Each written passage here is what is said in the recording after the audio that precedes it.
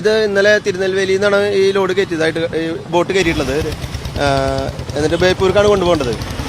ഇപ്പോൾ നോക്കിയപ്പം ഞാൻ വണ്ടി പിടിച്ച് നോക്കിയപ്പോഴാണ് അതിന് ഫിറ്റ്നസ് തീർന്നിരിക്കുകയാണ്. ഓഗസ്റ്റ് 25 ഫിറ്റ്നസ് തീർന്നിട്ടുണ്ട്, ഇൻഷുറൻസും തീർന്നിട്ടുണ്ട്, പൊല്യൂഷൻ ടെസ്റ്റും ഇല്ല.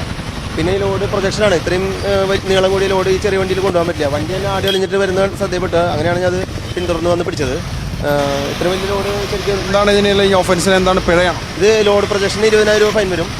പിന്നെ ഈ പൊല്യൂഷൻ ഇല്ലാത്തതിന് 2,000 രൂപയും ഇൻഷുറൻസ് ഇല്ലാത്തതിന് 2,000 രൂപയും എല്ലാം ചേർത്തിട്ട് 17,500 രൂപ ഫൈൻ വരും. 27,500 രൂപ ഫൈൻ വരും.